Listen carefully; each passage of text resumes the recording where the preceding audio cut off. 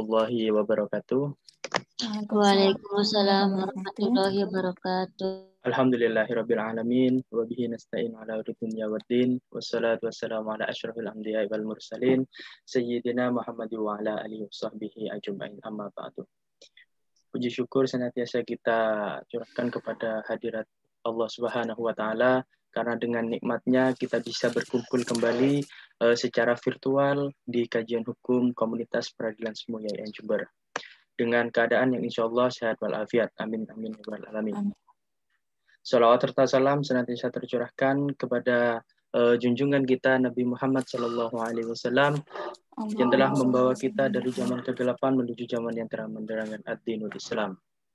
Yang kami hormati Ibu Pemateri Bu Rina Suryanti, SHI MSY, selaku pembina Kompres IAIN Jember, dan dosen hukum dan dosen Fakultas Syariah IAIN Jember, dan juga tentunya kepada Ketua Kompres yang di sini adalah Direktur, yaitu Robit Azazali, dan juga kepada semua teman-teman, tentunya teman-teman audiens yang telah meluangkan waktunya di pagi hari ini untuk mendapatkan ilmu yang sangat berharga dari ibu kita, Ibu Rina Suryanti.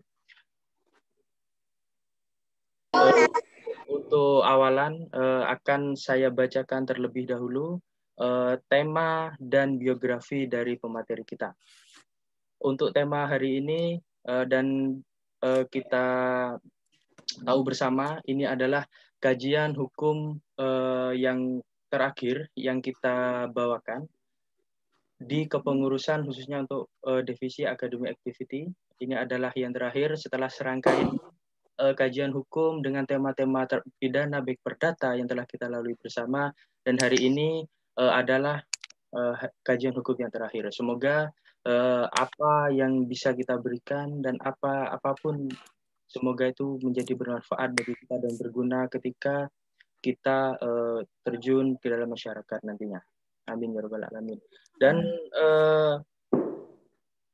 tema dalam kajian hukum hari ini adalah urgensi pemberian bantuan hukum demi terwujudnya akses to law and justice bagi masyarakat miskin.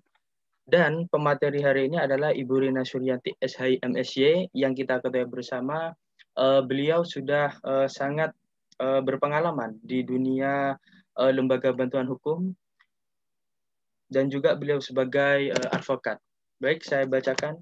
Nama Rina Suryanti, SHI MSY, tempat tanggal lahir Sumeneb 11 April 1988, alamat Perum Alam Hijau B1 nomor 4 Sempusari Kaliwates Jember. Pengalaman organisasi 1, Sekretaris Lembaga Konsultasi dan Bantuan Hukum Islam atau yang lebih kita kenal dengan LKBHI IAIN Jember dari tahun 2018 sampai sekarang. Lalu yang kedua, Bendahara DPC Asosiasi Pengacara Syariah Indonesia atau APSI Jember dari tahun 2016 sampai saat ini. Yang ketiga, anggota DPC Perhimpunan Advokat Indonesia atau lebih kita kenal sebagai Pradi Jember. Yang keempat adalah dosen Fakultas Syariah IAIN Jember. Tentunya kita sudah tidak asing lagi dengan beliau. Baik, untuk menyingkat waktu, marilah kita bersama-sama untuk mengenal apa itu bantuan hukum, lebih tepatnya bagaimana urgensinya, yang tentunya bagi masyarakat miskin yang akan kita peroleh, yang akan kita dengar dari yang bersangkutan Ibu Rina Suryanti, yang juga sebagai lawyer dan dosen kita di Fakultas Syariah IAIN Jember. Waktu kami serahkan kepada pemateri. Baik, terima kasih saya haturkan kepada Ananda Moderator Angga Firdalis. Assalamualaikum warahmatullahi wabarakatuh. Waalaikumsalam warahmatullahi wabarakatuh. Selamat pagi dan salam sejahtera untuk kita semua. Saya ucapkan karena ini adalah virtual, mungkin banyak yang masih belum bisa bertatap muka selama ini dengan Bu Rina. Yang saya banggakan, Angga, mohon maaf, suara saya jelas, Angga? Iya jelas Ibu. Sangat jelas. Iya, yang selalu saya banggakan pengurus komunitas peradilan semu Laboratorium Fakultas Syariah IAIN Jember, jajaran pengurus beserta divisi-divisinya, yang selalu proaktif, kontinu, dan istiqomah menggeber acara demi acara, kajian demi kajian, meskipun di tengah suasana yang tidak ideal, suasana pandemik, tetapi kalian tetap istiqomah dan kontinu melakukan kegiatan penguatan kemahasiswaan.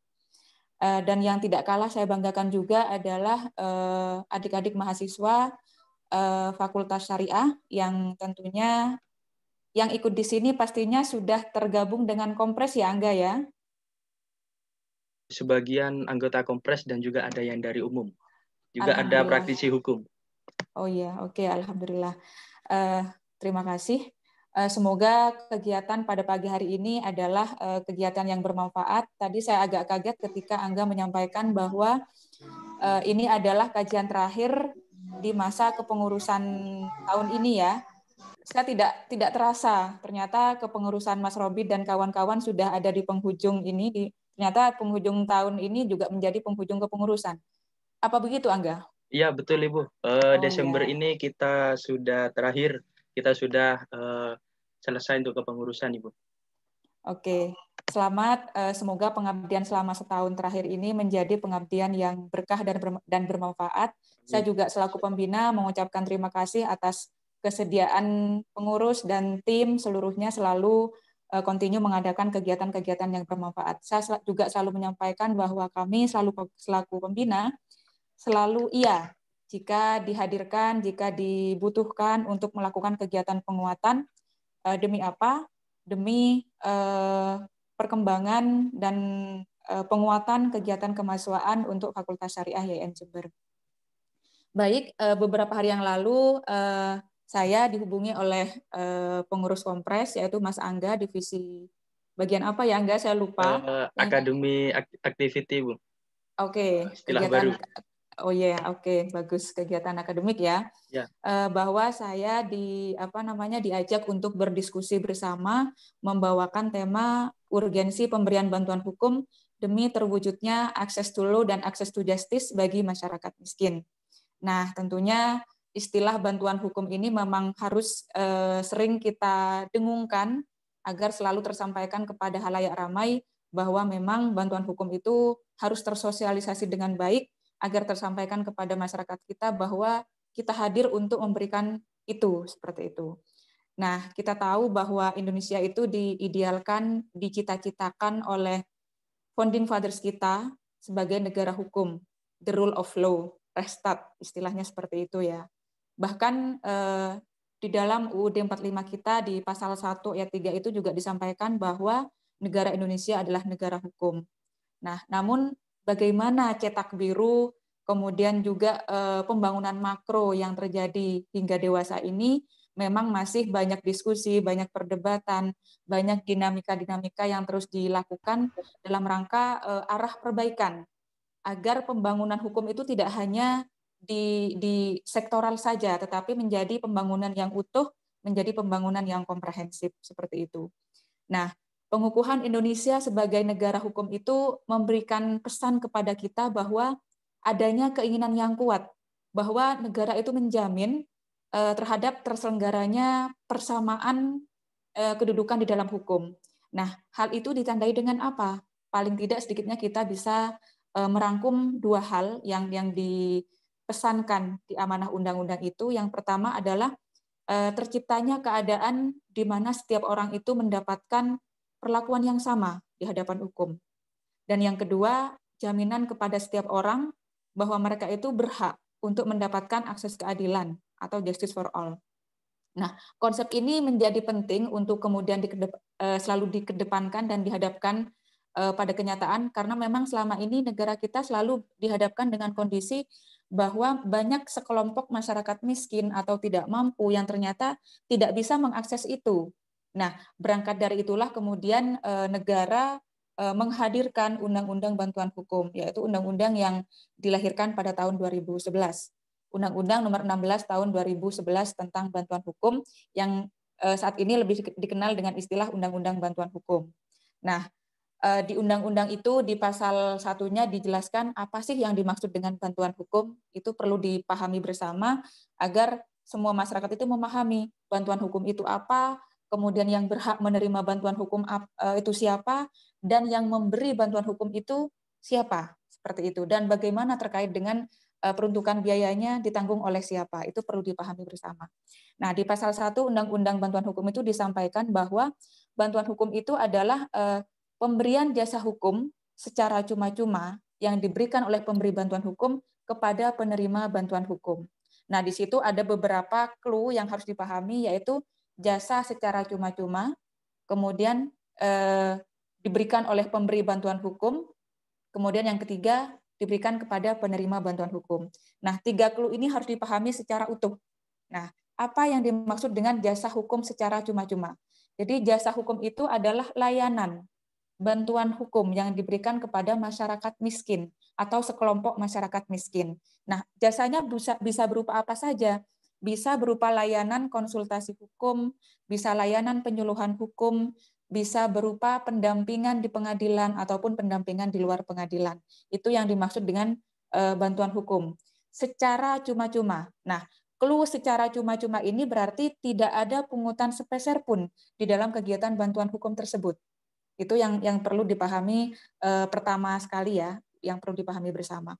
Terus kemudian ada istilah berikutnya adalah yang diberi jasa hukum yang diberikan secara cuma-cuma oleh pemberi bantuan hukum. Nah, siapa yang menjadi pemberi bantuan hukum? Nah, undang-undang mengamanahkan di situ pemberi bantuan hukum itu bisa tidak dilaksanakan oleh advokat profesi ya, profesi advokat baik dia secara perseorangan ataupun advokat yang kemudian mendirikan lembaga bantuan hukum swasta, atau bisa dilakukan oleh lembaga bantuan hukum di bawah perguruan tinggi, baik dia berada di bawah fakultas hukum atau fakultas syariah, atau dia langsung berada di bawah perguruan tinggi, langsung berada di bawah institut misalkan, atau berada di bawah universitas misalkan, itu boleh. Dan clue yang ketiga adalah penerima bantuan hukum. Nah, undang-undang itu mengatur siapa yang dimaksud dengan penerima bantuan hukum di sini. Di situ sudah sangat jelas bahwa penerima bantuan hukum di sini adalah sekelompok orang miskin atau orang tidak mampu. Nah, tentunya bantuan hukum di situ dibuat memang untuk mengakomodir masyarakat di bawah rata-rata yang selama ini memang mengalami kesulitan untuk kemudian mengakses keadilan. Seperti itu. Kenapa dimunculkan secara rigid hanya diperuntukkan untuk masyarakat miskin? Nah, ketentuan seperti ini memang harus dibuat secara seproporsional mungkin, karena untuk masyarakat kalangan menengah ke atas, jika mereka berhadapan dengan persoalan atau isu hukum, mereka ya pastinya bisa membiayai dirinya sendiri. Sedangkan masyarakat miskin atau kelompok masyarakat miskin, siapa yang akan menanggung jika negara tidak hadir di situ? Nah, hadirnya negara melalui regulasi ini, melalui regulasi Undang-Undang Bantuan Hukum yang kemudian turunannya banyak sekali. Sejak adanya undang-undang ini, pemerintah daerah, baik tingkat provinsi maupun tingkat kabupaten itu dapat memberikan atau menganggarkan anggaran belanja daerahnya untuk kegiatan Bankum. Nah, kata dapat di sini memang sifatnya mubah ya. Jika memang anggaran belanja daerah masih memungkinkan untuk melakukan itu, maka daerah tersebut dipersilahkan, dianjurkan untuk melakukan anggaran untuk kegiatan bantuan hukum. Di daerah Jember sendiri, alhamdulillah sejak tahun 2018 kalau saya tidak salah sudah mengalokasikan kegiatan Bankum yang kemudian difasilitasi dan harus difasilitasi melalui Perda.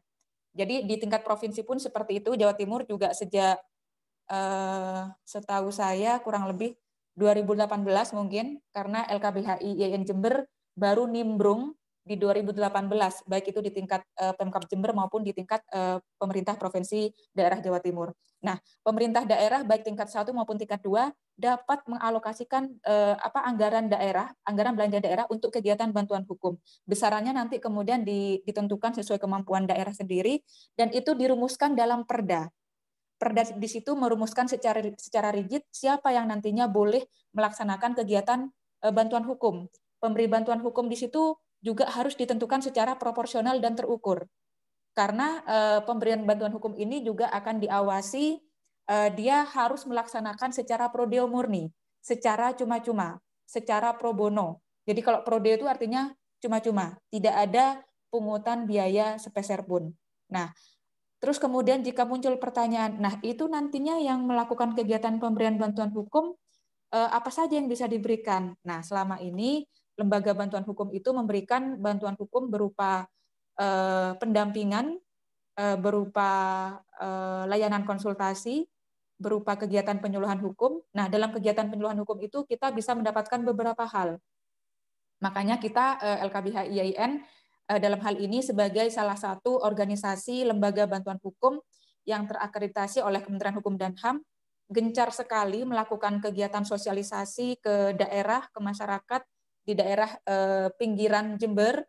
Kita sengaja menyisir dari Jember Timur, Jember Barat, kemudian Jember Selatan. Kalau di daerah kota karena sudah banyak sekali untuk kemudian mengakses informasi itu, yang kita utamakan memang daerah pinggiran agar informasi itu tersampaikan secara utuh kepada mereka, jadi mereka mendapatkan hak akses yang sama kepada informasi ini.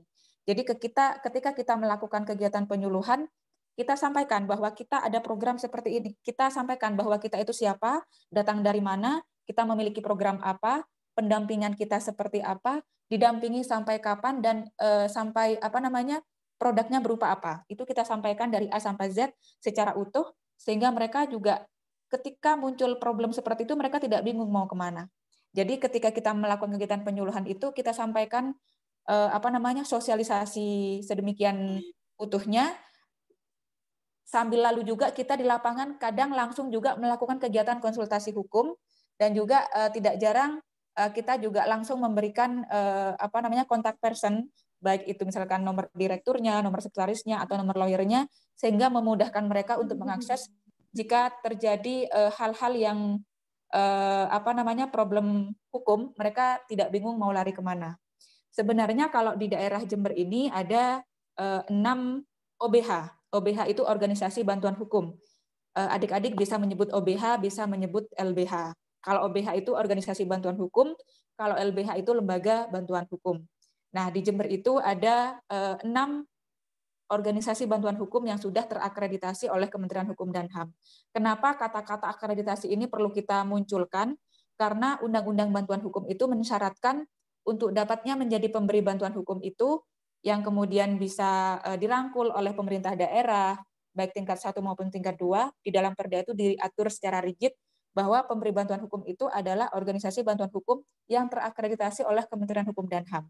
Nah, proses untuk kemudian menjadi OBH yang terakreditasi oleh Kemenkumham ini kita harus melalui banyak hal, harus memenuhi beragam persyaratan, beragam ketentuan yang harus kita pertanggungjawabkan kepada Kemenkumham, sehingga kemudian kita menjadi OBH yang lolos menjadi penyelenggara kegiatan bantuan hukum. Di Jember ada 6 OBH yang lolos, organisasi bantuan hukum yang lolos akreditasi oleh Kemenkumham. Yang pertama adalah BKBH Fakultas Hukum Universitas Jember, kemudian LKBHI IAIN Jember, yang ketiga ada LKBH IKADIN, Ikatan Advokat Indonesia, yang kantornya di Perum Milenia, kemudian yang keempat ada LKBH PGRI Jember, kemudian ada LKBH Paham Jember, dan yang terakhir ada LKBH Takawida Jember yang kantornya juga ada di Perumahan Milenia. Dan alhamdulillah untuk kampus kita LKBHI, Lembaga Konsultasi Bantuan Hukum Islam IAIN Jember ini mendapatkan akreditasi B bersama dengan IKADIN dan Takawida. Sedangkan 3 organisasi yang lain masih mendapatkan akreditasi C. Kenapa kemudian ada grade yang berbeda dan itu diukur dari apa?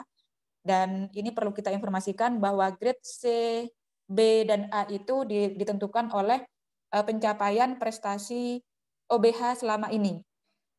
Masa akreditasi OBH itu adalah 3 tahun, dan selama 3 tahun itu kita dipantau langsung oleh Divisi Layanan Hukum Kemenkumham Kanwil Jawa Timur, dan kita harus proaktif menginformasikan kegiatan kita apa, laporan kita tahunan harus kita sampaikan, dan kita harus menyerap anggaran sekian, misalkan untuk kemudian dilaksanakan kegiatan bantuan hukum kepada masyarakat miskin. Itu yang kemudian menjadi acuan pemberian grade ABC kepada OBH tertentu. Itu proses untuk meraih akreditasi. Jalan akreditasi itu yang kemudian menjadi penentu kita untuk turut serta di Pemda, baik itu di pemerintah daerah tingkat 1 Jawa Timur maupun di kabupaten, pemerintah kabupaten, untuk bisanya menjadi sebagai penyelenggara pemberi bantuan hukum untuk memberikan distribusi layanan hukum kepada masyarakat, kita harus terakreditasi. Nah, kita menjadi salah satu pemberi bantuan hukum di Kabupaten Jember. Kita dirangkul oleh apa istilahnya ya, bagian hukum Pemkab Jember, LKBHI menjadi salah satu yang dipanggil karena sudah terakreditasi B untuk melakukan kegiatan bantuan hukum selama 3 tahun terakhir ini. Kecuali di tahun 2020 karena memang ada pandemi dan juga dihadapkan pada kondisi pilkada, sehingga kemudian kita tidak menjalankan mitra dengan Pemkab karena memang ternyata di tahun 2020 tidak menganggarkan itu karena mungkin dianggarkan kepada COVID dan lain sebagainya. Tetapi ada atau tidak adanya anggaran, kami para LBH yang sudah terakreditasi ini, lebih-lebih LKBHI Jember, berkomitmen untuk melakukan kegiatan bantuan hukum secara cuma-cuma. Dan itu kita pastikan bahwa layanan bantuan kita kepada masyarakat miskin betul-betul tidak ada pungutan sepeser pun. Jadi kita melakukan bantuan berupa pendampingan di pengadilan, sejak didaftarkan, sejak sidang pertama hingga kemudian muncul putusan ataupun penetapan dan berkekuatan hukum tetap, kita tidak tidak meminta sepeser pun, kita mendampingi secara cuma-cuma. Nah, tetapi hal yang demikian itu juga harus berdasarkan kepada syarat dan ketentuan yang berlaku. Apa yang harus dipenuhi? Apakah semua orang bisa kita layani dengan program bantuan hukum? Tidak. Tidak semua orang lolos dalam program ini. Jika kita mengidentifikasi ternyata masyarakat tersebut memiliki kemampuan, kita tidak mendampingi secara bantuan hukum, secara jasa hukum cuma-cuma, tetapi kita juga bisa melakukan pendampingan secara profit.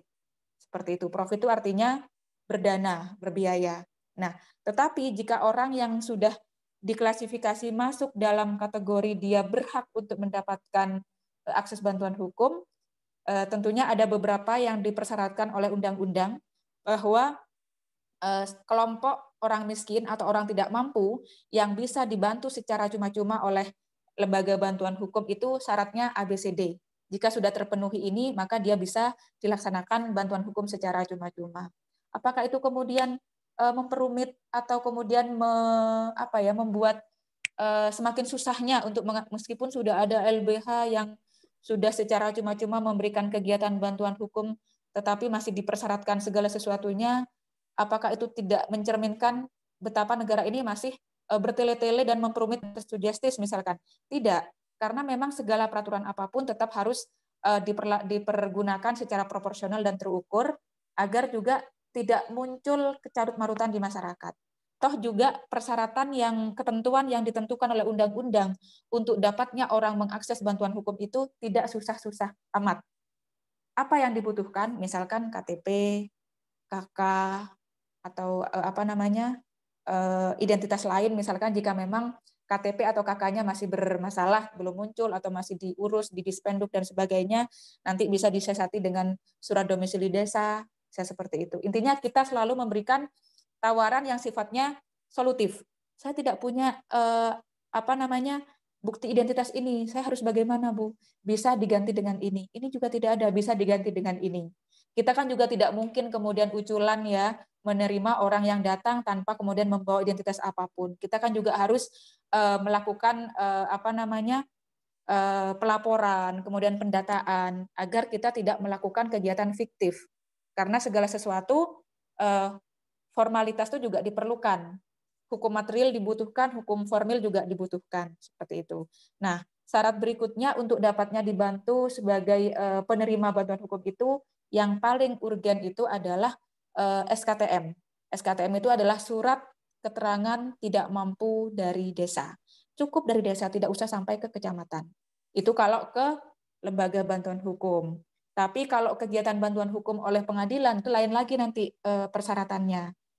Jadi kalau ke LBH, lembaga bantuan hukum terakreditasi, syarat untuk pengajuan bantuan hukum itu ya cukup itu, identitas, KTP dan sebagainya. Kemudian SKTM, surat keterangan tidak mampu yang dikeluarkan oleh desa. Kemudian dia datang ke LBH, menyampaikan keluhannya apa, kita kemudian melakukan identifikasi, melakukan pendampingan, dan jika memang itu masih memungkinkan untuk dilakukan kegiatan atau pendampingan non-litigasi, kita mengutamakan itu. Tetapi jika tidak memungkinkan, ya kita maju secara litigasi. Itu pun kalau persyaratan sudah terpenuhi. Jika kita juga betul-betul mendapatkan keyakinan bahwa ini adalah memang betul-betul orang miskin atau sekelompok orang miskin atau orang yang tidak mampu yang memang seharusnya untuk dibantu. Apakah itu mencerminkan ketidakadilan? Kenapa hanya masyarakat miskin yang dibantu secara cuma-cuma? Orang menengah ke atas bagaimana? Nah, jadi memang kembali tadi ke pengantar Bu Rina bahwasanya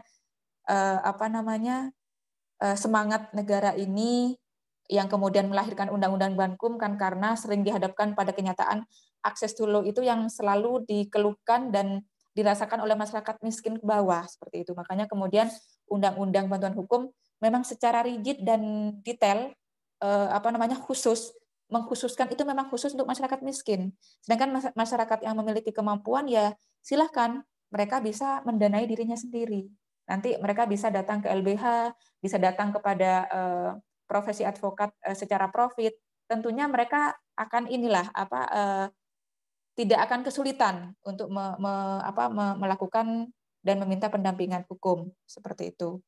Nah, itu adalah program bantuan hukum yang bisa dilakukan oleh LBH, baik LBH swasta ataupun LBH yang berada di bawah perguruan tinggi. LBH swasta itu siapa?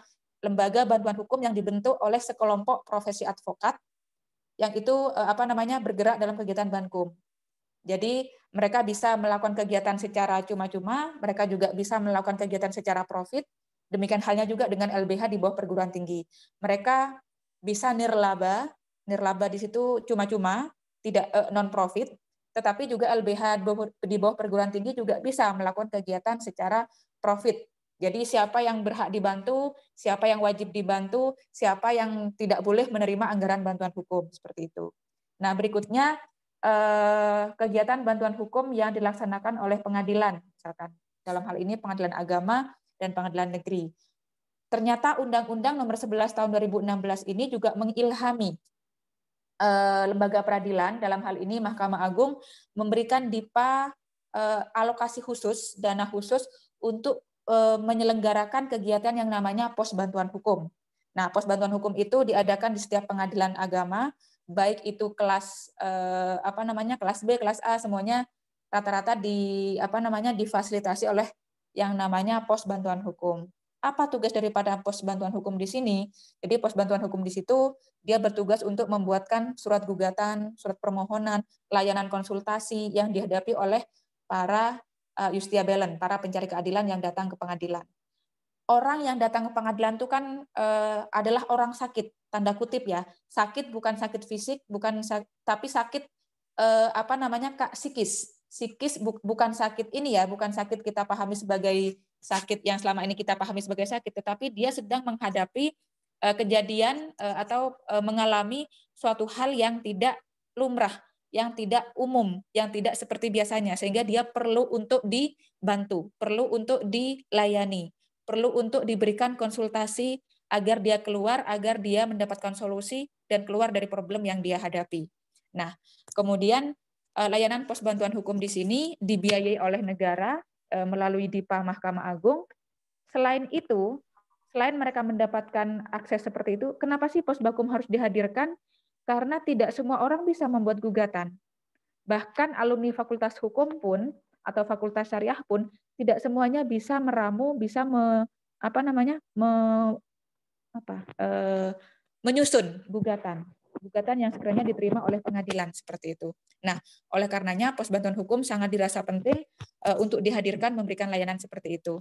Nah, selain di pos bantuan hukum ini, pengadilan juga menganggarkan bantuan hukum secara cuma-cuma untuk masyarakat miskin.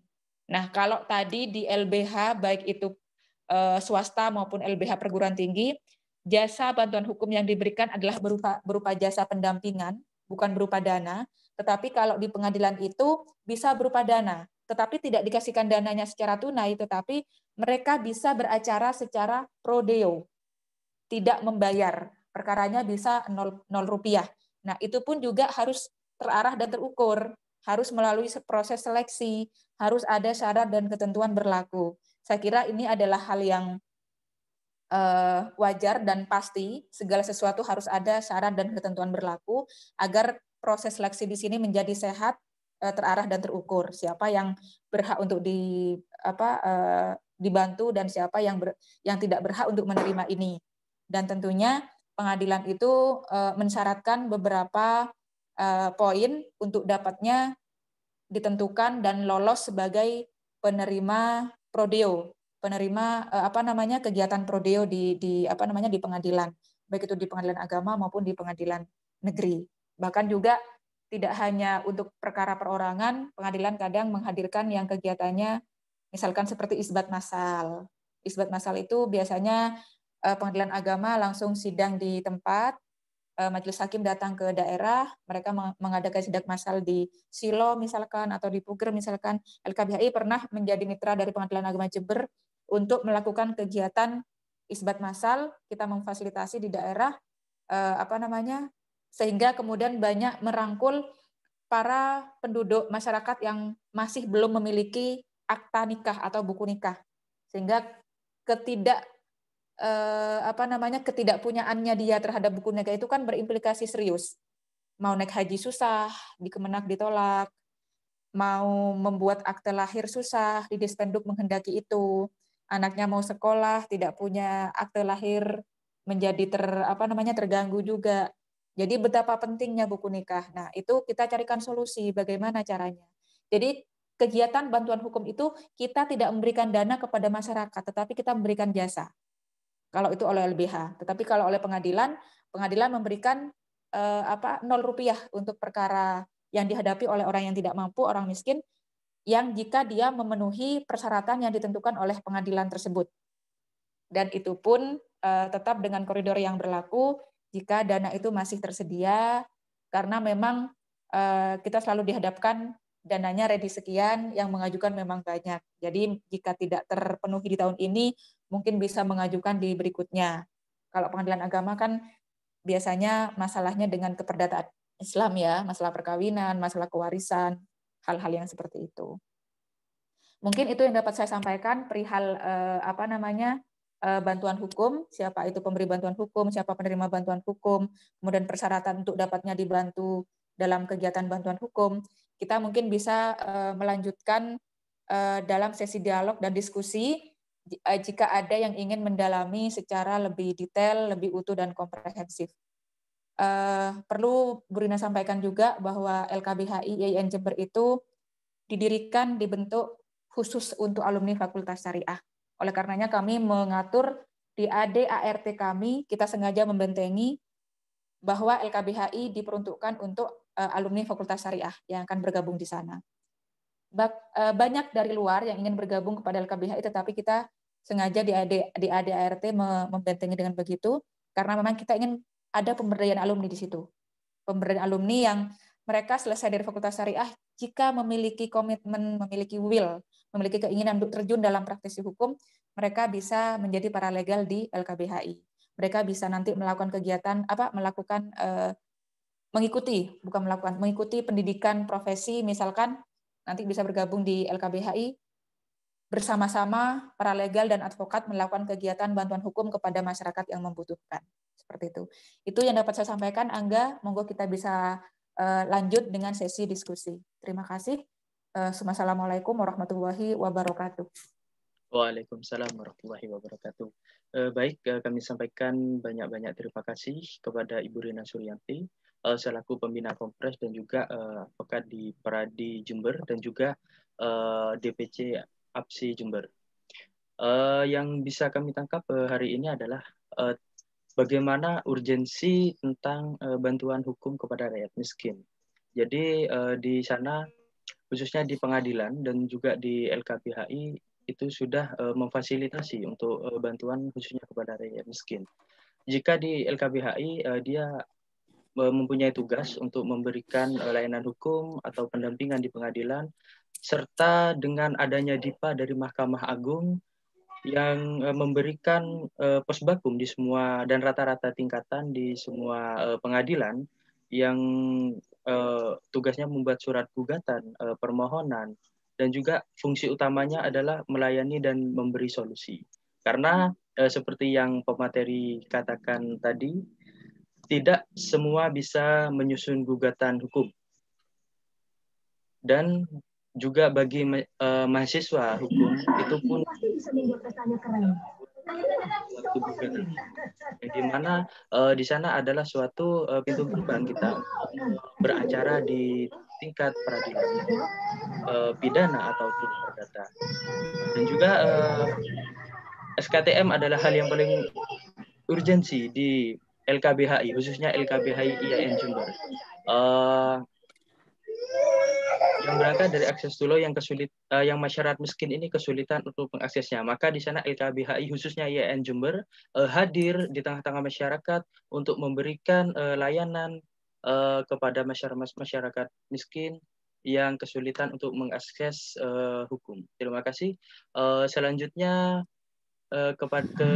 kita beralih ke sesi diskusi atau sesi tanya jawab. Saya buka 2 pertanyaan kepada semua audiens. Apakah ada yang ingin ditanyakan kepada pemateri terkait dari urgensi bantuan hukum kepada rakyat miskin? Bisa melalui chat atau langsung bisa melalui voice. Oke, waktu kami berikan kepada penanya. Silakan yang mau bertanya.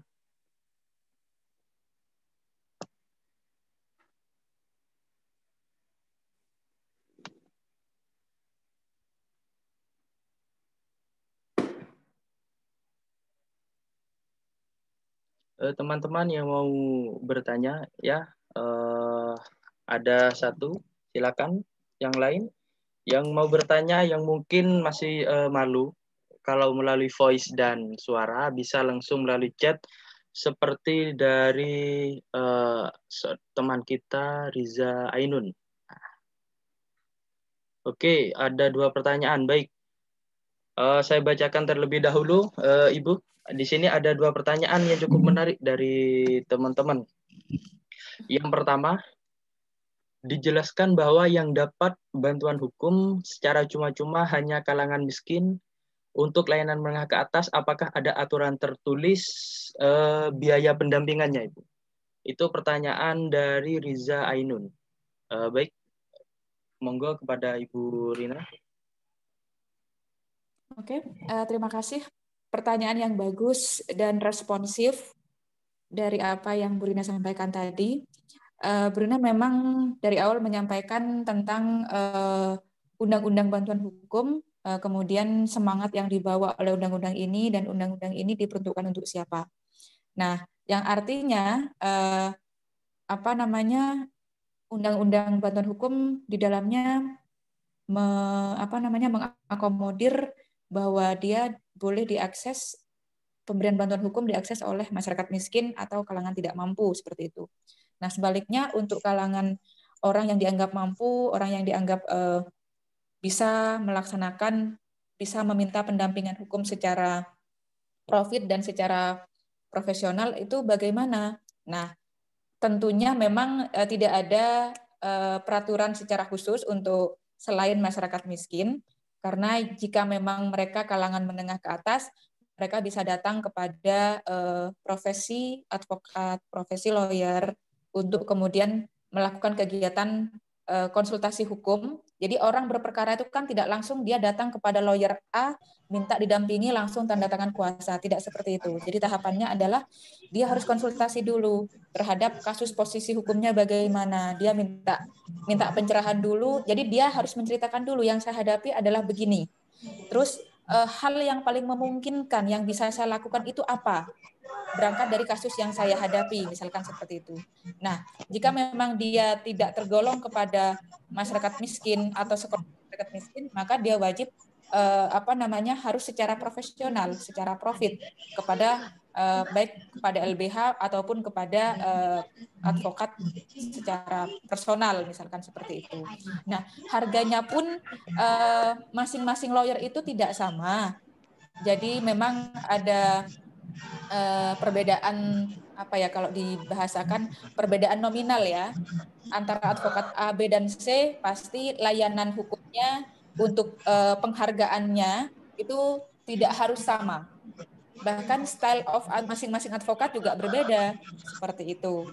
Nah, tetapi tetap dengan semangat memberikan pendampingan hukum yang maksimal kepada klien, karena advokat itu terikat oleh Undang-Undang Advokat nomor 18 tahun 2003 bahwa advokat memang harus memberikan pelayanan yang servis yang baik, yang excellent kepada klien.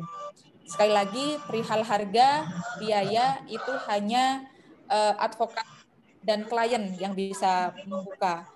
Bu Rina tidak bisa kemudian menceritakan kalau advokat A harganya sekian, kalau Bu Rina harganya sekian, kalau advokat C harganya sekian, itu menjadi tidak etis. Jadi yang bisa dan berhak untuk mengetahui harga itu adalah antara advokat dan si calon klien. Dan itu pun nanti tetap akan terjadi yang namanya proses tidak saklek kemudian advokat ini tarifnya kalau di saya kantor saya sekian misalkan. Itu nanti tetap ada komunikasi, tetap ada harus ada rasa saling pengertian. Nanti si klien menyampaikan, saya mampunya sekian, bagaimana. Nah, si advokat ini tentunya tidak langsung mematok secara membuka, tidak seperti itu. Tetapi dia mensinkronkan beratnya perkara, berapa kemudian biaya operasional yang pasti dibutuhkan, kemudian biaya operasional di pengadilan bagaimana, di lapangan bagaimana, itu yang kemudian nanti harus dipertimbangkan secara utuh, hingga kemudian bisa mengeluarkan kisaran angka.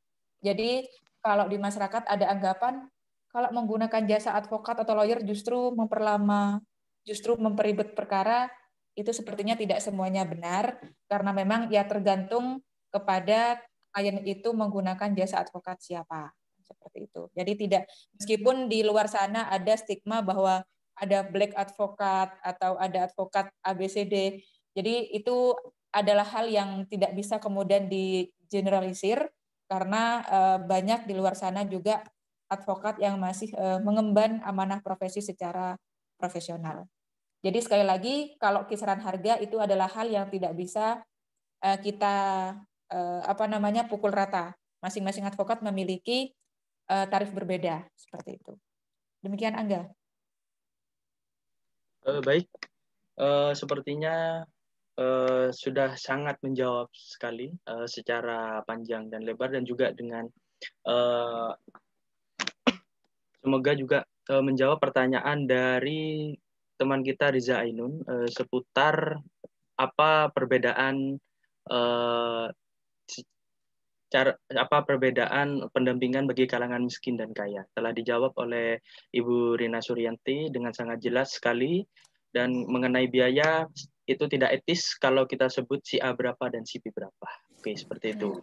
Baik, selanjutnya Ibu ada dari Saudara Misbahul Muhaimin. Sepertinya ini memang masalah real yang ada bisa di lingkungan yang bersangkutan atau di luar.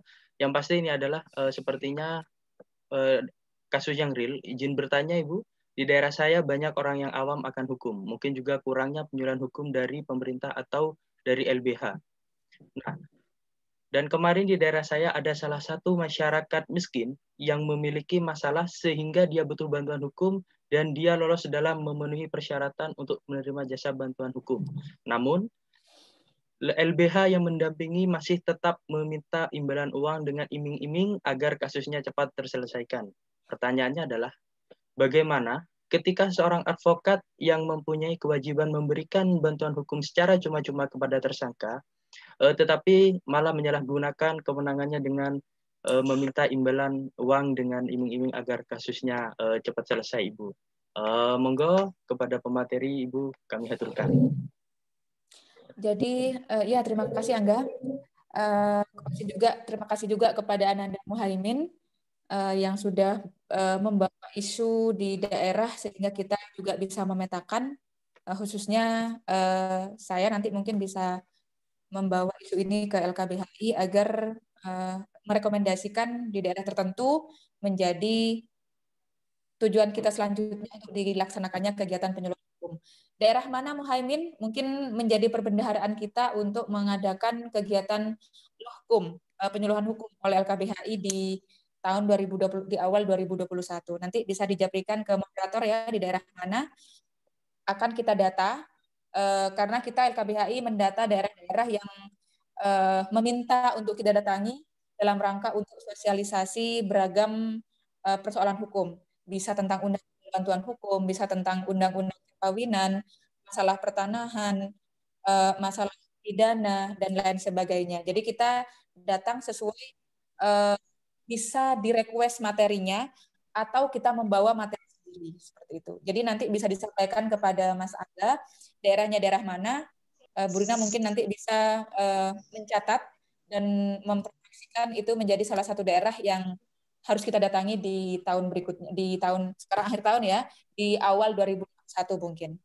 Nah, kembali ke persoalan tadi, ada orang yang layak untuk dibantu dan dia sudah secara kondisi nyatanya realnya dia memang memenuhi syarat untuk kemudian dilakukan kegiatan bankum, tetapi oleh LBH tertentu misalkan dia masih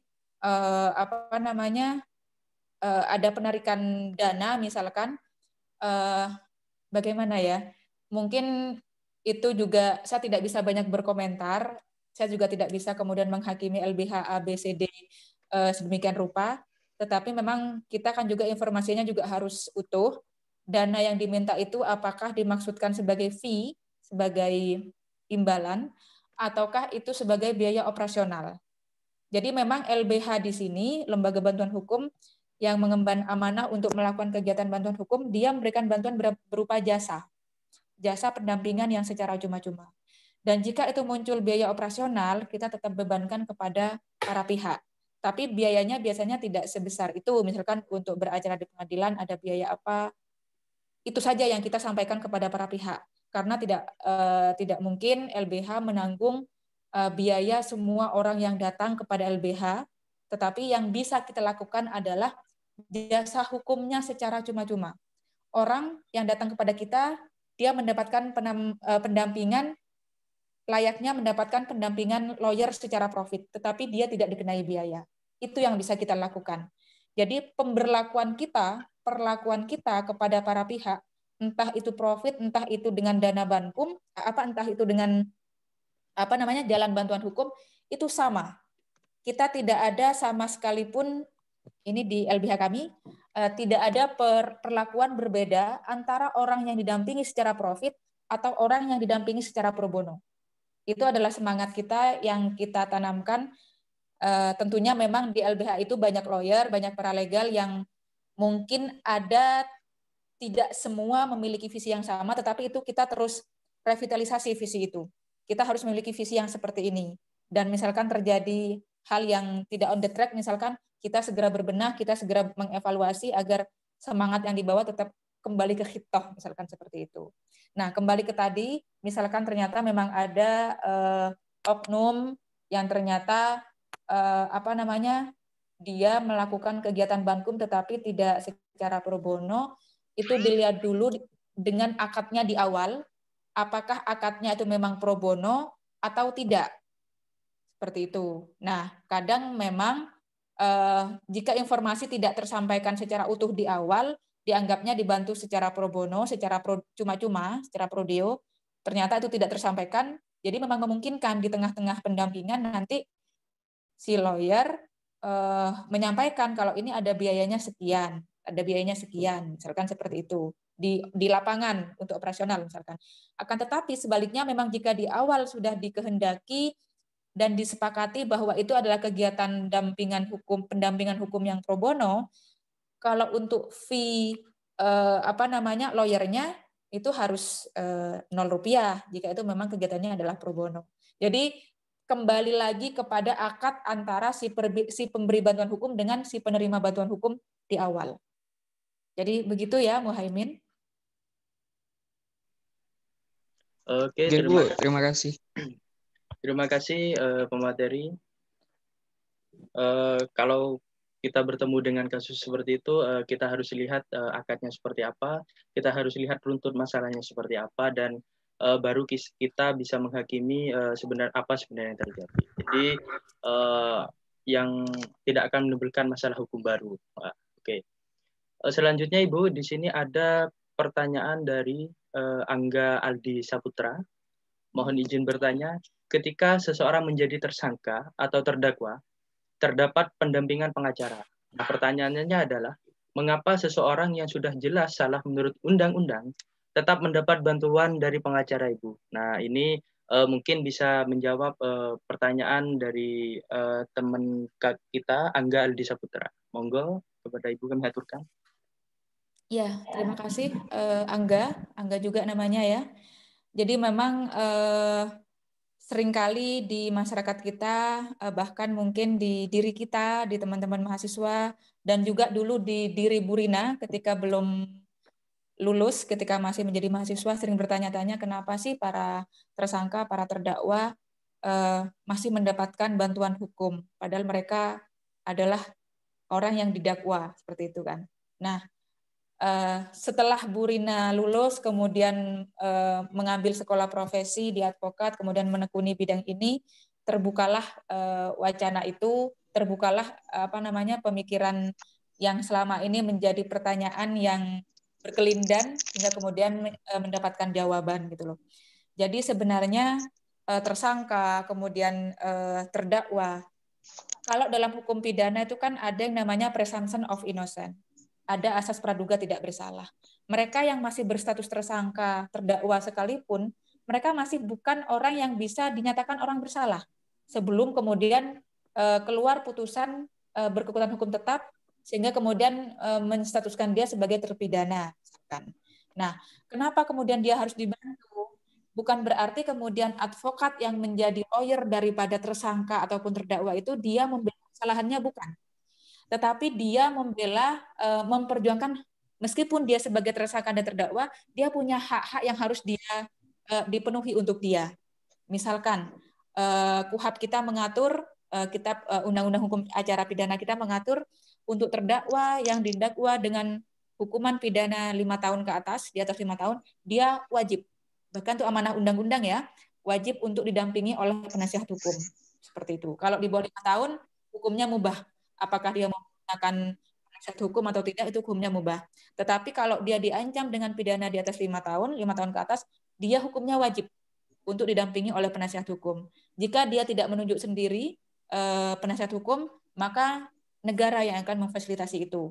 Biasanya kalau dia status tersangka dari mendapatkan penasihat hukum dari Polres nanti yang akan menyediakan, atau jika dari Polres masih belum ditentukan penasihat hukumnya, nanti akan ada penunjukan penasihat hukum oleh hakim di pengadilan negeri.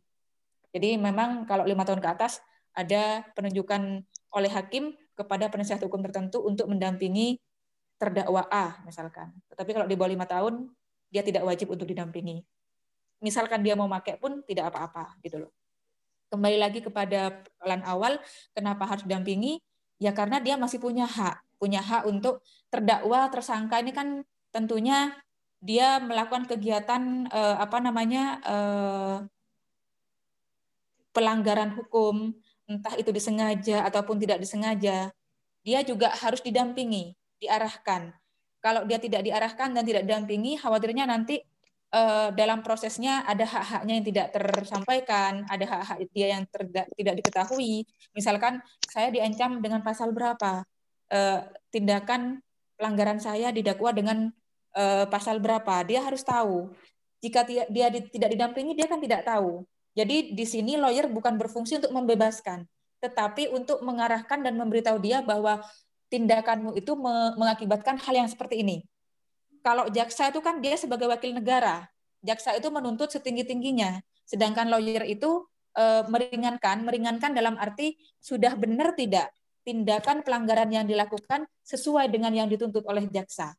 Kalau jaksa itu kan menuntutnya semaksimal mungkin, jadi dia didakwa misalkan dengan ancaman sekian, makanya kalau dia menggunakan lawyer itu menjadi imbang, menjadi balance, menjadi seimbang.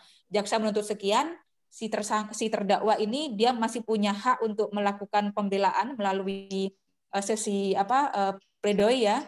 Maka jaksa menuntut sekian, dalam pledoinya ini dia menyampaikan sanggahan bahwa saya melakukan tindak pidana ini karena dengan alasan A, B, C, dan D misalkan, bahwa saya mengajukan keringanan misalkan karena saya berkelakuan baik, saya tidak pernah melakukan tindakan-tindak pidana, bahwa saya berhak untuk mendapatkan alasan pemaaf dan lain sebagainya, misalkan dia kalau tidak didampingi oleh seorang penasihat hukum kan tidak mengetahui itu. Seperti itu. Jadi itulah tugas daripada penasihat hukum, bukan dalam rangka untuk melindungi orang yang bersalah, karena tersangka dan terdakwa belum tentu bersalah, hingga kemudian dia mendapatkan putusan pengadilan yang ingkrah, yang berkekuatan hukum tetap. Nah, kemudian penasihat hukum ini juga tentunya dia harus tetap on the track, tetap patuh kepada undang-undang profesinya dan juga kepada undang-undang yang mengatur di negara ini. Itu mungkin yang dapat Bu Rina sampaikan perihal pandangan kenapa penasihat hukum masih membela tersangka dan terdakwa. Itu rasionalisasi yang dapat Bu Rina sampaikan. Oke, baik. Terima kasih, Bu. Sepertinya juga menjawab semua pertanyaan, termasuk itu stigma dari saya ketika awal semester 1 dulu, yang menganggap semua pengacara ini membela orang yang salah. Tapi juga tugas dari kita sebagai sarjana hukum nantinya untuk memberikan penjelasan kepada masyarakat apa sebenarnya fungsi dari pengacara atau lawyer itu sendiri. Terima kasih kepada teman-teman yang telah bertanya. Selanjutnya, ada pertanyaan dari Zainal Ali Mukhtar, Ibu. Di sini, apakah orang yang menyandang gelar SH itu tidak semuanya bisa mendampingi kasus? Atau apakah orang itu harus bergabung dulu dengan LKBHI? Nah, sepertinya di sini juga bisa Ibu jelaskan runtutan bagaimana juga saya baca berita kemarin ada beberapa alumni Fakultas Syariah yang dilantik melalui DPC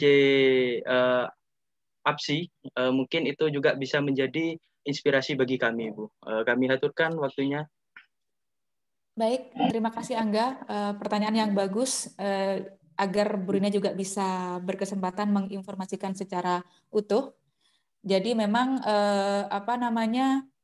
tahapan untuk kemudian siapa yang boleh melakukan kegiatan pendampingan hukum itu ada ketentuannya, tidak semuanya bisa melakukan kegiatan bantuan hukum, tetapi kita juga harus terukur dan terarah. Jadi istilahnya kalau di LBH itu ada advokat atau lawyer, di bawahnya lawyer ada yang namanya paralegal.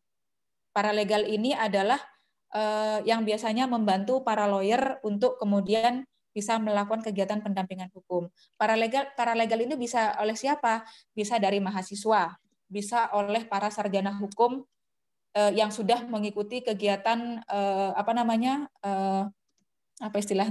pelatihan paralegal, atau mereka para calon lawyer yang sudah mengikuti pendidikan profesi advokat, tetapi mereka masih mengikuti kegiatan magang advokat, mereka masih menunggu sumpah di pengadilan, mereka masih menunggu pelantikan oleh organisasi. Itu bisa masuk dalam kategori paralegal.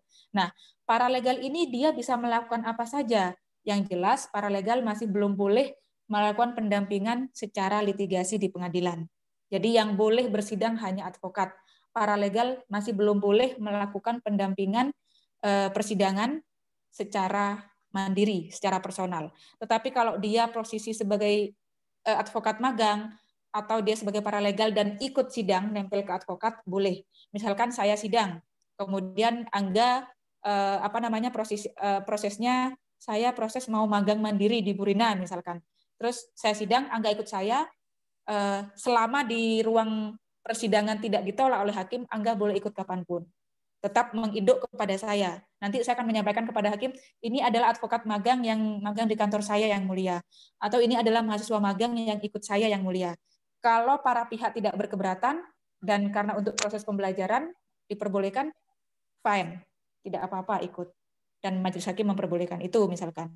Dan sebaliknya, jika kemudian majelis hakim tidak memperbolehkan, oh tidak boleh Ibu, ini adalah persidangan yang untuk perdata biasanya ya, perdata perkawinan biasanya itu adalah hal yang sangat personal dan kadang para pihak keberatan jika selain yang berkepentingan untuk ikut tidak boleh masuk, misalkan hanya lawyer penggugat, lawyer tergugat, dan para pihak. Yang lain tidak boleh, misalkan itu nanti kita menyesuaikan. Nah, kembali lagi kepada tadi, bagaimana hierarki daripada susunan hierarki yang boleh melakukan kegiatan pendampingan. Ada advokat, ada paralegal, seperti itu. Dan di LBH sendiri, selain ada yang bertugas secara struktural, juga ada divisi kesekretariatan. Tugasnya apa? Masalah pelaporan, masalah inventarisir, masalah tertib administrasi LBH, itu juga ada. Jadi kebetulan Bu Rina sebagai sekretaris di LKBHI Jember, jadi tugasnya ganda, melakukan penertiban di kesekretariatan bertanggung jawab penuh atas pelaporannya ke Kanwil Kemenkumham Jatim, pelaporan ke bagian hukum pemerintah Kabupaten Jember, bagian hukum pemerintah Provinsi Jawa Timur. Jadi kami bertanggung jawab untuk melaporkan itu.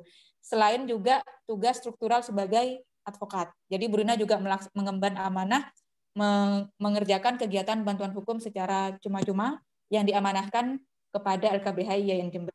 Nah, Bu Rina dan teman-teman lawyer yang lain dalam proses pelaksanaannya di lapangan itu dibantu oleh paralegal. Paralegal baik oleh mahasiswa, tapi di LKBHI masih belum berani kita ya menerima kalau itu masih belum lulus, masih belum mengikuti pendidikan profesi advokat, baik yang dilaksanakan oleh Pradi maupun yang dilaksanakan oleh APSI. Jadi memang ada tingkatannya, ada lawyer, ada paralegal. Paralegal ini yang nantinya mereka kalau sudah disumpah oleh pengadilan tinggi, kemudian dilantik oleh organisasi profesi, mereka nantinya juga boleh beracara. Seperti itu. Jadi kita LKBHI kembali tadi kepada penyampaian Bu Rina, LKBHI dibentuk hingga kemudian di ADART-nya itu kita sengaja membentengi ada klausul yang mengatur untuk alumni, sehingga memang kita memungkinkan non-alumni tidak boleh masuk di situ, karena kita semangatnya adalah membesarkan dan memberdayakan alumni. Nah, hierarkinya nanti kalau sudah lulus jadi SH, menjadi paralegal, sekolah profesi, kemudian menjadi advokat. Itu terus yang kita semai, itu terus yang kita bentuk, sehingga kemudian advokat LKBHI terus berdaya, kita tidak pernah kekurangan tenaga, karena memang kita terus mencetak itu di setiap tahunnya. Kaitannya dengan berita kemarin bahwa alhamdulillah alumni Fakultas Syariah ada sekitar 15 orang yang kemudian dilantik menjadi advokat. Dilantiknya bukan oleh DPC tetapi oleh DPW Angga. DPW itu Dewan Pengurus Wilayah Asosiasi Pengacara Syariah Indonesia Jawa Timur. Dilantiknya di Surabaya. Jadi ke-15 orang ini tinggal menunggu sumpah dari pengadilan tinggi, mereka nanti sudah boleh beracara sendiri. Seperti itu.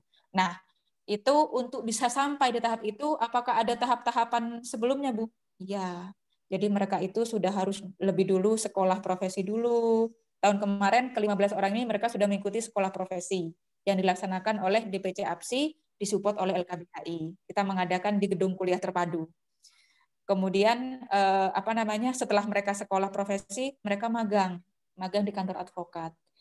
Jadi kebetulan mereka itu adalah para anggota LKBHI yang kita support, magangnya juga magang di kantor kakak-kakaknya, magang di kami, bisa di advokat yang lain juga boleh. Mereka juga melakukan kegiatan di Posbakum, sehingga untuk pengalaman insya Allah mereka sudah sudah berdikari lah. Tidak kaget seandainya sudah terjun sendiri di lapangan tanpa didampingi oleh advokat kakak-kakaknya yang senior, mereka sudah bisa ke 15 orang ini. Nah, setelah mereka melakukan proses magang, mereka boleh disumpah. Untuk proses semua langkah-langkah itu ada syarat dan ketentuan berlaku. Ada syarat administratif ini yang harus dipenuhi. Apakah ada dananya, Bu? Pasti, namanya sekolah ya berbiaya. Ya, ada pendidikan profesi, biayanya sekian. Ada pelantikan, nanti biayanya sekian. Bu Rina dulu juga seperti itu. Mau sekolah profesi, Bu Rina dulu ngambilnya di Pradi yang dilaksanakan oleh Fakultas Hukum UNED, berbiaya sendiri, Bu. Iya, namanya keinginan ya. Dan sekarang sudah bisa mulai merasakan semoga bisa memberikan layanan yang baik kepada orang lain, memberikan manfaat kepada orang lain. Semuanya itu kan butuh modal. Modal tidak melulu uang, modal itu bisa juga semangat, bisa wiroh, kita mau bagaimana. Itu kan sudah harus dicetuskan, dipreparekan sejak dini. Kita mau menjadi apa, mau kemana, itu juga harus sudah kita petakan sejak sekarang. Itu Angga mungkin penjelasan yang dapat Bu Rina sampaikan. Baik, terima kasih Ibu terhadap pertanyaan yang juga kejelasan bagaimana nanti runtutan kita khususnya yang ingin menjadi seorang praktisi hukum atau pengacara nantinya bagaimana runtutannya dan bagaimana kita bisa beracara. Jadi tidak hanya berbekal SH saja, yang pasti di sana kita harus bersertifikat dalam arti mengikuti pelatihan yang dilakukan oleh lembaga bantuan hukum. Oke, selanjutnya pertanyaan terakhir Ibu, karena waktu kita yang sangat terbatas sekali, mungkin bisa nanti kita sambung di lain kesempatan. Ini datang dari Cindy Meikasari. Pertanyaannya adalah, pengacara itu yang berkaitan dengan kode etik. Apakah boleh seorang pengacara itu menjanjikan suatu kemenangan kepada klien? Nah, itu bagaimana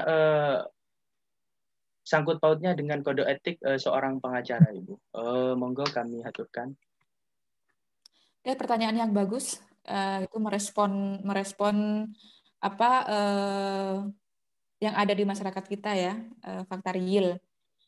Kita memang tidak dibenarkan, kode etik profesi advokat memang tidak membenarkan profesi advokat itu menjanjikan kemenangan kepada klien, tidak boleh. Karena apa namanya, yang boleh kita lakukan adalah kita memberikan legal apa namanya, legal opinion, legal reasoning, itu yang terhadap pembacaan kita kepada kasus posisi atau posisi kasus, posisi hukum, kasus hukum yang sedang dihadapkan kepada kita, yang dibawa oleh klien kepada kita. Kita hanya memberikan pendapat hukum. Misalkan ada orang datang kepada kita dengan membawa kasus hukum A. Setelah kita mendengarkan rentetan apa namanya, rentetan kasusnya, kemudian membaca bukti-bukti hukum yang ada. Jadi sekali lagi, kasus hukum itu tidak hanya berdasarkan cerita, apalagi katanya. Misalkan saya contohkan perkara waris misalkan. Datang ke kita kemudian dengan cerita, pokoknya ini punya mbah buyut saya, dulu ceritanya yang ditempati itu punya mbah saya. Ketika kita tanyakan, bukti kepemilikannya apa Bapak, apa Ibu? Tidak ada, pokoknya itu punyanya mbah saya. Nah, itu yang sudah ribet ya, sudah kalau sudah berhadapan dengan pokoknya itu yang sulit gitu loh. Jadi kita bicara itu harus dengan bukti. Nah, ketika semua itu dipenuhi apa namanya, penjelasan kemudian keterangan yang dibawa oleh calon klien misalkan dan juga barang bukti yang dibawa, kita bisa memberikan pendapat hukum. Terhadap kasus ini dengan bukti yang ada seperti ini, pembacaan kita adalah begini. Lawyer harus jujur bahwa misalkan harus berani mengatakan kasus Anda adalah lemah, kasus Anda adalah kuat. Itu yang bisa kita lakukan. Tidak boleh kita kemudian Ibu kalau pakai saya pasti menang. Itu tidak dibenarkan. Yang dibenarkan adalah kita memberikan legal opinion, legal reasoning terhadap apa namanya, pembacaan kita kepada kasus yang dibawa orang itu dengan berdasarkan bukti-bukti hukum yang dibawa. Dan kita harus berani menyampaikan, kita kan tidak selalu harus menyenangkan orang lain ya. Ketika kita memang harus mengatakan ini pahit, ya kita keluarkan ini pahit, seperti itu. Tidak semua orang yang datang ke kita itu harus kita dampingi, misalkan harus dijadikan sebagai klien kita, tidak seperti itu. Dan itu juga tergantung kita ya, misalkan saya sebagai lawyer kemudian datang kepada kita, saya harus berhasrat, ini harus saya jadikan sebagai klien saya. Tidak boleh seperti itu. Tidak boleh kita memaksa orang harus memakai jasa kita. Toh misalkan dia datang kepada kita, kemudian kita memberikan layanan hukum, kita tetap harus memberikan kebebasan. Apakah dia mau mengkuasakan kepada kita atau mau maju sendiri. Seperti itu. Bahkan tidak jarang yang banyak yang datang kepada kami, kepada LKBHI yang Jember, misalkan malam-malam datang ya, misalkan tiba-tiba menghubungi Bu Rina, Ibu kami dari ini apa namanya ingin berkonsultasi hukum misalkan. Malam-malam biasanya saya dengan Pak Jainal Abidin atau Bu Ulfatur Rohmah merapat ke kantor. Kita sudah sepenuh hati memberikan layanan, kita tetap memberikan kebebasan. Ibu tidak harus mengkuasakan kepada kita. Kita tetap membebaskan, mau mengkuasakan ke kita boleh, mau maju sendiri boleh, atau masih mau melakukan layanan konsultasi opsi lain, terserah. Kita biasanya seperti itu. Tapi rata-rata yang datang itu biasanya adalah mereka yang sudah dari luar, dari tempat lain misalkan, pernah satu ketika itu adalah dosen di Stikes Subandi, dia sudah ke sana kemari ke beberapa tempat, tidak perlu saya sebutkan, namanya orang kan kepuasan berbeda-beda ya, sehingga kemudian tiba-tiba, saya juga tidak tahu kok tiba-tiba menghubungi nomor kami gitu. Akhirnya saya iakan, oke, baik Bapak, kita bisa bertemu di kantor, saya gitu kan. Mau datang ke rumah tidak saya bolehkan karena biar kita profesional. Datang ke kantor KBHI malam. Jadi kita bertiga merapat, Bu Uul, Pak Zainal, dan Bu Rina merapat. Kemudian kita memberikan layanan hukum sesuai dengan penjelasannya beliau seperti apa. Kita inilah ya, bisa silaturahim sesama. Beliau kan dosen di Stikes Subandi. Jadi kita merasa ada kebahagiaan juga, kita bisa bersilaturahim sesama sivitas akademik misalkan, dan kita ternyata LKBHI Jember dipercaya misalkan oleh lembaga lain, itu kan sesuatu yang sebuah prestasi, kita sampaikan seperti itu. Ternyata kita memberikan kebebasan kepada beliau, pasca layanan konsultasi hukum ini Bapak kita bebaskan, boleh memakai kami, boleh mencari opsi lain untuk sebagai penasihat hukum, atau bagaimana maju sendiri kita bolehkan. Ternyata beliau datang lagi ke kita, kami akan menggunakan LKBHI yang Jember misalkan. Ya kita terima, kita dampingi hingga sampai saat ini. Kebetulan itu adalah perkara sengketa tanah di daerah Jenggawa, sekarang proses Bu Rina mengawal ke lelang, dan yaitu kita sekali-kali tidak pernah menjanjikan kemenangan. Tetapi kita menyampaikan berdasarkan bukti hukum yang dia bawa. Berdasarkan yang Bapak bawa, yang bisa kita lakukan adalah ABCD, pembacaan kami, kalau sudah melakukan ini, nanti endingnya akan seperti ini. Jadi kita sama sekali tidak menjanjikan kemenangan. Itu yang seharusnya memang dilakukan oleh para lawyer. Kita juga harus patuh kepada undang-undang dan kode etik, tidak boleh menjanjikan kemenangan. Yang boleh adalah kita memberikan pendapat hukum. Seperti itu. Demikian Angga. Terima kasih Bu. Tidak terasa kebersamaan kita sudah hampir 90 menit. Dan juga terima kasih kepada teman-teman semuanya. Pertanyaan yang cukup antusias dan juga sangat responsif sekali terhadap dari pemaparan dari pemateri yaitu Ibu Rina Suryati tentang bantuan hukum.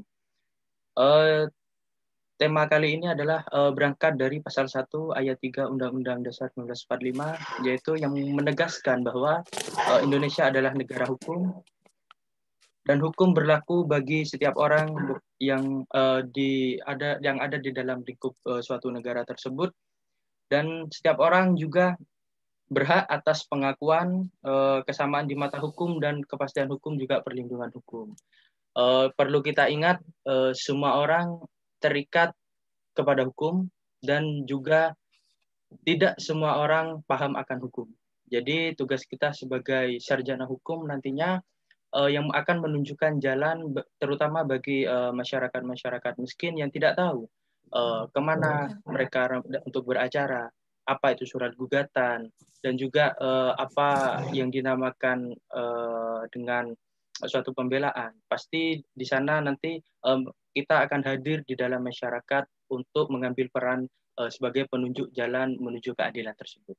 Oke, kami rasa cukup sampai di sini pertemuannya. Semoga ilmu yang kita dapat hari ini bermanfaat khususnya untuk kita para sarjana hukum nantinya. Dan juga saya ulang dari pernyataan pemateri bahwa khusus untuk kita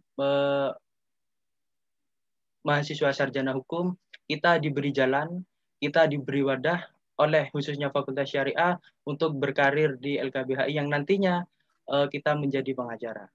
Jadi tidak perlu kita risau, tidak perlu kita bingung kemana nantinya kita akan melangkah. Kita sudah diberi jalan sebenarnya oleh Fakultas Syariah.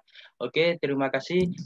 Mewakili dari kepengurusan, kami memohon maaf apabila dari awal kepengurusan hingga saat ini kami melakukan suatu salah kata atau salah perbuatan kepada teman-teman sekalian. Kami mewakili Direktur Kompres dan Wakil Direktur Kompres, kami mohon maaf dan terima kasih khususnya kepada para pembina yang diwakili Bu Rina Suryati dan kepada friend and friendin semuanya. Semoga kepengurusan selanjutnya bisa lebih baik dari kami dan juga menghasilkan suatu terobosan-terobosan terbaru dalam program-programnya. Kami ucapkan terima kasih. Wassalamualaikum warahmatullahi wabarakatuh. Waalaikumsalam warahmatullahi wabarakatuh. Oke, selamat beraktivitas ya. Bu Rina mohon izin live dulu ya. Oke, assalamualaikum. Salam.